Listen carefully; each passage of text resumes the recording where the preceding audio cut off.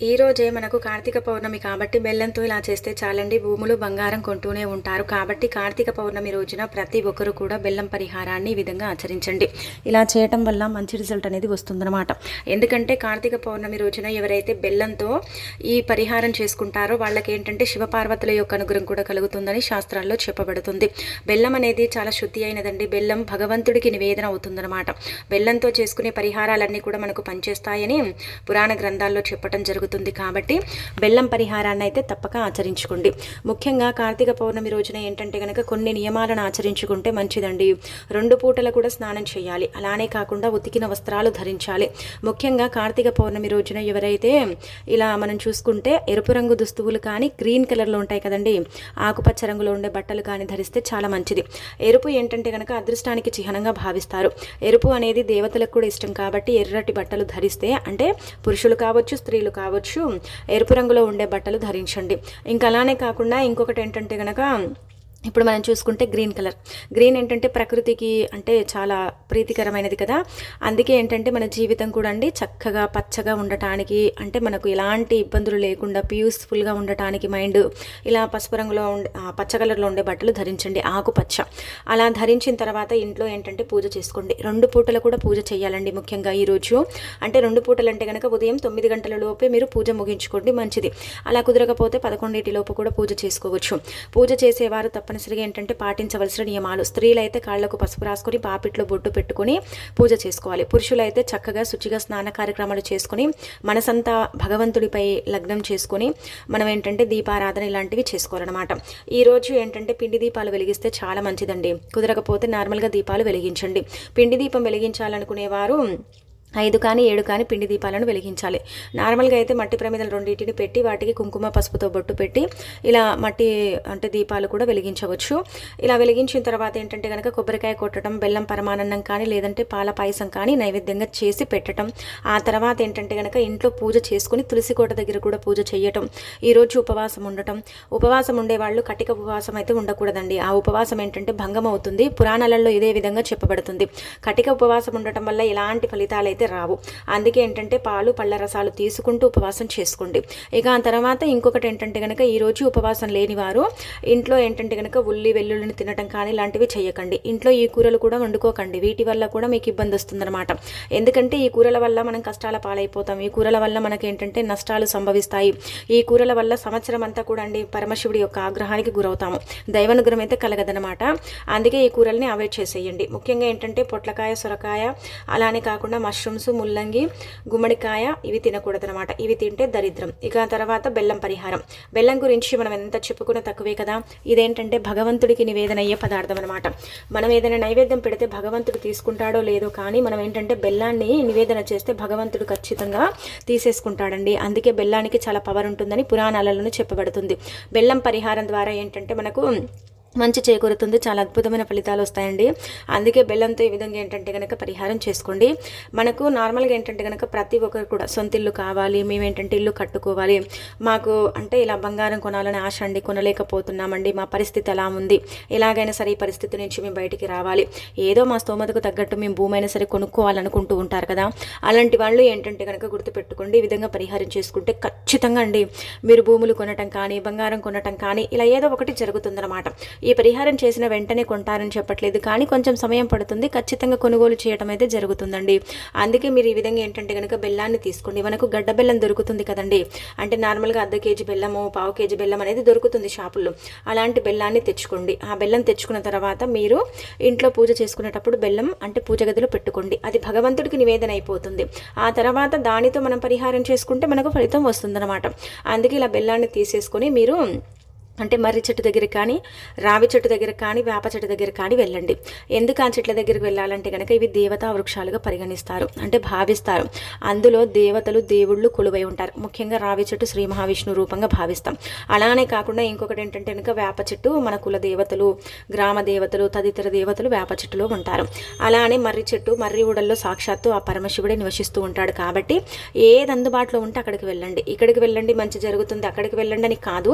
ఈ 3 3 చెట్లు కూడా చాలా చాలా పవిత్రతను కలిగి ఉంటాయి, చాలా శక్తివంతమైన వృక్షాలుగా పరిగణిస్తారు. కాబట్టి ఈ కార్తీక పౌర్ణమి రోజున ఎవరికైతే అందుబాటులో ఉండే వృక్షాలు ఉంటాయో అంటే చెట్లు ఉంటాయో అక్కడికి వెళ్ళండి. ఈ బెల్లాన్ని ఏంటంటే ముందుగానే తీసుకుని అక్కడికి వెళ్ళండి. బెల్లం తీసుకుని వెళ్ళిన తర్వాత ఏంటంటే కనుక మీరు గుర్తు పెట్టుకోండి, బెల్లంతో ఈ విధంగా పరిహారం అనేది చేయండి. ఇది చాలా చాలా శక్తివంతమైన పరిహారం అండి. మన పూర్వకాలంలో మన పూర్వీకులు అధికంగా ఏంటంటే కనుక ఈ పరిహారాన్ని ఆచరించేవారు. మనం కూడా ఈరోజు తిదివార నక్షత్రం బాగుంది కాబట్టి ఈ విధంగా చేసుకోవటం వల్ల ఖచ్చితంగా మార్పు ఉంటుందన్నమాట. ఆ మార్పుని మనమే మన కళ్ళతో చూడగలుగుతాము, చూసి ఆశ్చర్యపోగలుగుతాం. కాబట్టి కార్తీక పౌర్ణమి రోజున తప్పనిసరిగా చేసుకోవలసిన పరిహారం అన్నమాట. అందుకే ఈ పరిహారానికి మనం పెద్దగా నియమాలను పాటించకూడదు, కానీ నమ్మకంతో చేయాలి. పూర్వకాలంలో మన పూర్వీకులు అధికంగా ఏంటంటే కనుక తిదివార నక్షత్రాలు ఉన్నప్పుడు ఇలా బెల్లం పరిహారం చేసేసుకుని ఫలితాలను పొందారని శాస్త్రాల్లో వివరంగా చెప్పబడుతుందన్నమాట. మనం కూడా ఇలా బెల్లం పరిహారం చేయడం వల్ల తప్పకుండా ఫలితం వస్తుందండి.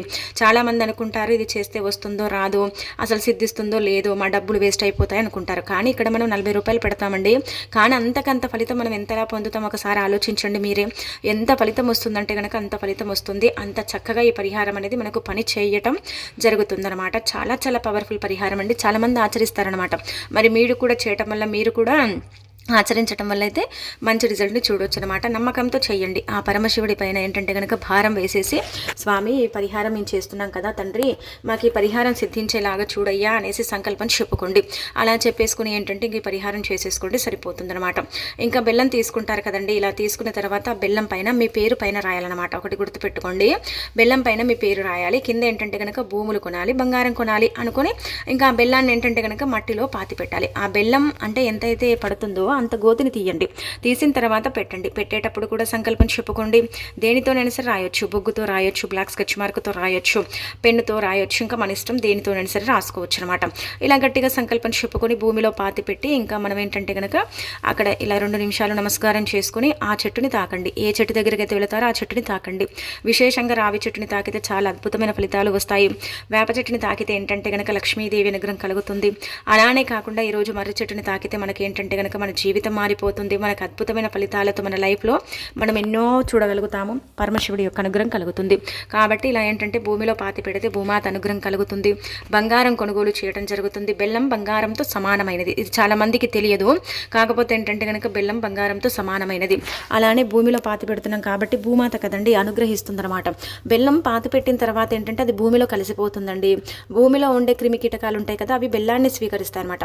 అలా మనకేంటంటే ఇక్కడ మంచి జరుగుతుంది, భూమాత అనుగ్రహం కలుగుతుంది. బంగారం కొనుగోలు చేస్తామంటే ఇప్పుడు ఉండే సిచ్యువేషన్ల ప్రకారం బంగారం మనం కేజీల కొద్దీ, తులాల కొద్దీ ఏం కొనం, కానీ మన స్తోమతకు తగ్గట్టుగా మనం ఎంతో కొంత కొనుగోలు చేసే అవకాశం ఉంటుంది. అలానే కాకుండా ఇంకొకటి ఏంటంటే కనుక గమనించుకుంటే భూలాభం కూడా కలుగుతుంది. ఇలా భూమి అంటే భూమి కొనాలి, ఇల్లు మధ్యలోనే కట్టి ఆపేసాము, అది కట్టలేకపోతున్నాం అనుకునే వారికి, అలానే కాకుండా ముఖ్యంగా మనం గమనించుకుంటే ఈ రోజు అంటే ఈ విధంగా పరిహారం చేసుకోండి. ఇది రాత్రి 12 లోపు ఎప్పుడైనా చేయొచ్చండి. ఇంకా మీ ఇష్టాన్ని తగ్గట్టుగా మీరు ఏంటంటే కనుక ఈ పరిహారం చేసుకోండి. చేసేసి చక్కగా ఫలితం అనేది పొందండి. ఖచ్చితంగా మార్పు ఉంటుంది, ఖచ్చితంగా ఫలితం అనేది సిద్ధిస్తుంది. మీరే ఆశ్చర్యానికి గురవుతారు. అంత చక్కగా ఉపయోగపడే పరిహారం కదండి, వదులుకోకండి. ఈరోజు తిదివార నక్షత్రం బాగుంది కాబట్టి చేసుకోండి. అలానే 365 ఒత్తులు ఏంటంటే కనుక 5 గంటల నుంచి మొదలుకొని 7 గంటల లోపే సాయంత్రం వెలిగిస్తే చాలా మంచిది. కోటి జన్మల పుణ్యం కూడా లభిస్తుందన్నమాట. కాబట్టి ఆ సమయాలలోనే ఏంటంటే 365 ఒత్తులను వెలిగించండి. ఇలా వెలిగిస్తే మంచి శుభ ఫలితాలు కలుగుతాయి.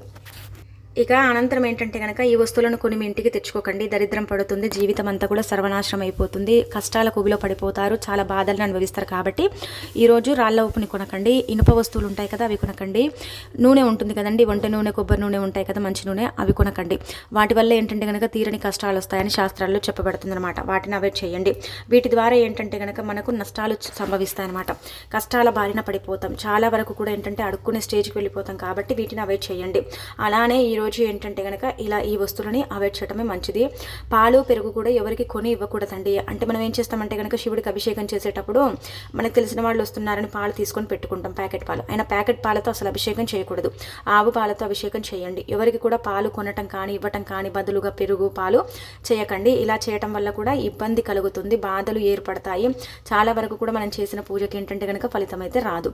ఇది కూడా గుర్తుపెట్టుకోండి. ఇవి రెండు కూడా ఏంటంటే లక్ష్మీకారకం కదా. లక్ష్మీ మన ఇంట్లో నుంచి అంతరించిపోతుంది. అలానే కాకుండా మనకు తీరని నష్టాలు చేకూరుతాయి కాబట్టి వీటిని అవాయిడ్ చేయండి. అలానే ఇవి మాత్రం ఖచ్చితంగా గుర్తుపెట్టుకోండి, కొనకూడదు. తలకు పౌర్ణమి రోజు నూనె రాయకూడదు, గోర్లు కత్తిరించకూడదు, గడ్డం గీసుకోకూడదు. అలానే ఏంటంటే కనుక జుట్టు కత్తిరించకూడదు, ఇంట్లో స్త్రీలు ఏడవకూడదు, శాపనార్థాలు పెట్టకూడదు. అలానే స్త్రీలు చక్కగా గాజులు ధరించి పాపిట్లో బొట్టు పెట్టుకొని కాళ్లకు పసుపు రాసుకొని లక్ష్మీ కళతో తిరుగుతుంటే లక్ష్మీదేవి అనుగ్రహం కలిగి మంచి చేకూరుతుందని చెప్పబడుతుంది.